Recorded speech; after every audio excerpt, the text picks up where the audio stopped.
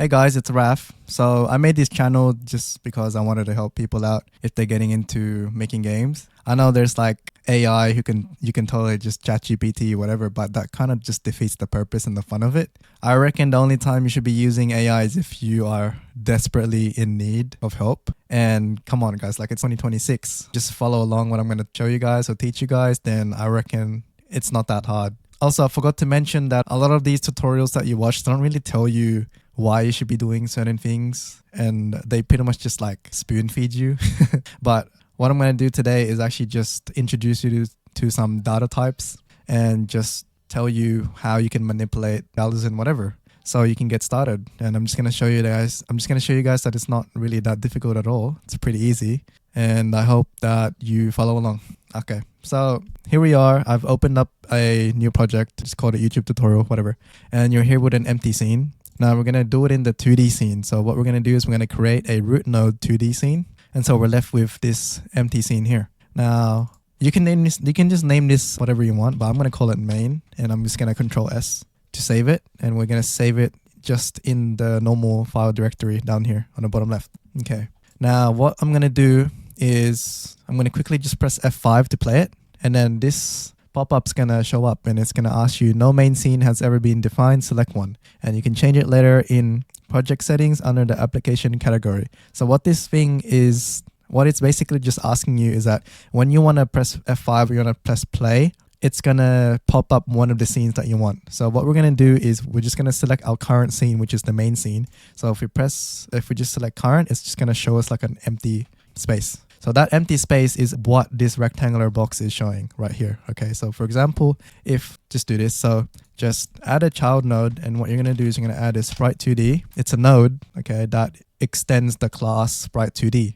Let's create a script and just create it. And then you're going to show up on this page. This is your script. So all of the default scripts will have function ready and function process. You have these comments up here that they tell you exactly what it does. So for example, function ready is called when the node enters the scene for the first time. Okay, so obviously if you just press F5, anything written under this will what plays out. So I'll give you an example. Now, if you've been to any other type of programming tutorial, they'll probably tell you, okay, you know what guys, the first thing we're going to do is we're going to print, oh sorry, my keyboard is the wrong keyboard, sorry. So what they're going to tell you is you're going to print hello world, right? Okay, and then if you just press F5 or press play in the top right, it will automatically just print hello world in the console. How simple is that, right? So that's that. Let's just go ahead and just pass this along, and then we're going to comment this out. So by the way, so when you want to comment something and you don't want it a part of your code, you just do hashtag, and then you can write your notes here, whatever. For example, whatever, I am doing this tutorial. And this line doesn't actually mean anything. It's just for you to take notes. So just remember that. So we've got our process function over here, which is called every frame, and delta is the elapsed time since the previous frame. For example, now if we just go ahead and copy and paste our print statement here, what essentially this is going to do is that it's going to just print it every single frame, right? So if you have a look over here, at the very bottom, it's going hello world, hello world, hello world, right? And it's doing it every single frame. It's counting up. So now I'm going to go over and tell you guys the basic data types that we have here that, all games usually have. So first of all, whenever you want to, the way I like to think about it is that if something doesn't exist, you have to create it, okay? Because obviously the computer doesn't know what you're talking about. So you have to create it.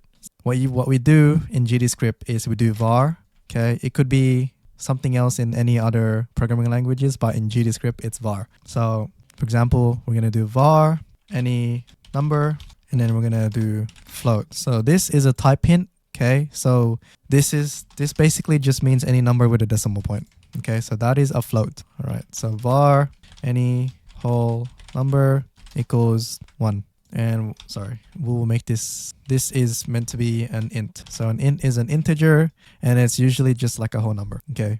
So by the way, you can actually name this whatever you want. You can actually name this gibberish, and it still represents 1. Okay, so that's that.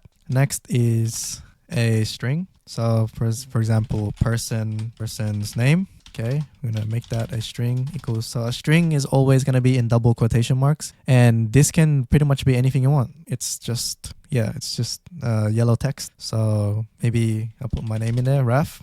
Okay.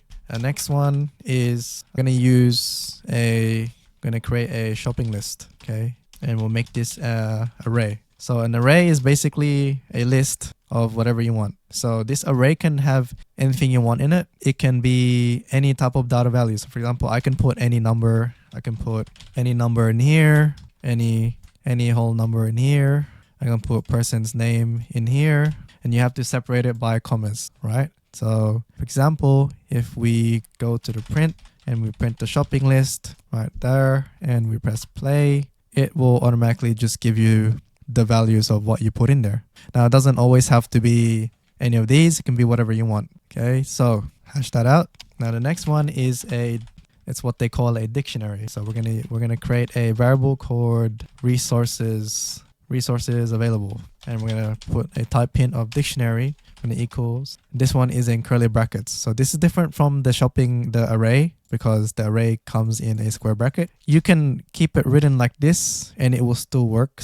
This and it will still work. If you want to make it neat, it can be like that and it will still work, or you can have it any way you want. As long as there's a comma there, it should read it. So a dictionary is essentially, it's just another way to categorize all your other variables. So for example, I'm going to show it to you. So we're going to do rocks, and then we're going to put whatever data type in here. So we're going to put 1. Okay, so we have 1 rock, and you're going to put a comma here, right? And sorry, what we're going to do is I'm going to have it written like this first. So rocks, and then gold, 0, and then iron, and we'll have 5 of these. So obviously when you look at it like this, it looks like a mess. I don't personally like writing it like this.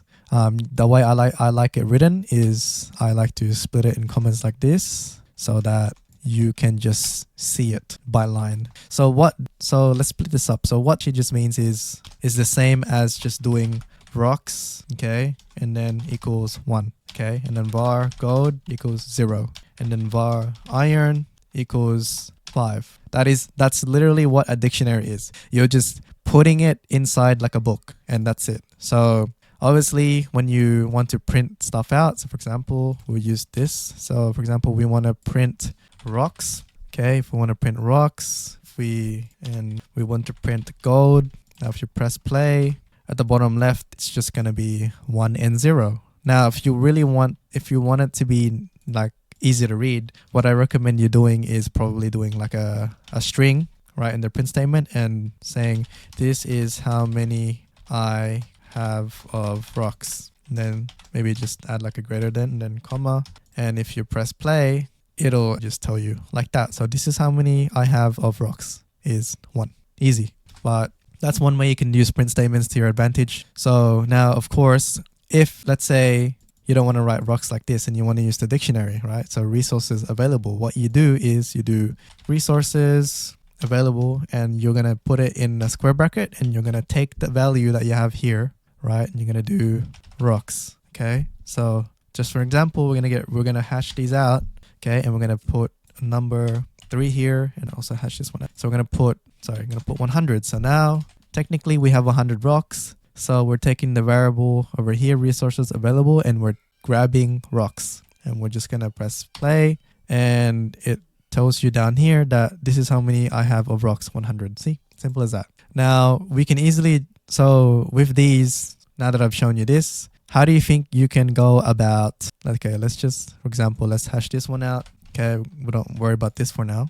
So what I'm doing to hash and unhash stuff is I do control and K together, like control plus K. Okay, that's how I'm doing that. So what I want you guys to do is, all I want you to do is similar to how we've done down here on the ready function. What I just want you to do is I want you to print rocks. Okay, and now what I want you to do is I just want you to change the value of rocks to 2. That's really all I want you to do. And you're going to press play, and it's going to show a number 2 here instead. So that's what I want you guys to do. So go ahead and try to do that. Just pause the video. Okay, so if you haven't done it, it's all right. So what you do is you basically do rocks and you do equals 2. So now if you press play, it'll be 2. So technically that's 2 rocks. Okay. Now, the thing is, what you guys need to understand is the script reads from top to bottom. So for example, if I were to do this, if I were to do rocks equals 2 below the print statement, what do you think it's going to show you that we have? It's going to show us 1. Why? Because whatever you printed, the current state, like right now, you haven't changed the value yet, but you did it after. So just remember that it reads from top to bottom. So that is how it works. Okay. Now, at the current moment, I think that's all I'm really going to teach you guys. So I hope your brain kind of learned something, because I don't think it's good to really show you guys too much of anything. So that is data types and how to manipulate values on the editor over here. And yeah, just simple stuff. So I hope you guys learned something. And you know, if this gets anywhere, then yeah, maybe I could try making Flappy Bird and I can show you exactly my mindset into making it. I'm not going to use any assets. I'm actually going to use a sprite, and I will manually show you guys how I create a pixel art and whatever to a Flappy Bird clone. So that's it for today. Keep for stopping by, whoever has clicked on this video. I hope that I have at least changed your opinion on how easy it is to code some stuff. And yeah, all right. Thank you guys. I'll see you next time.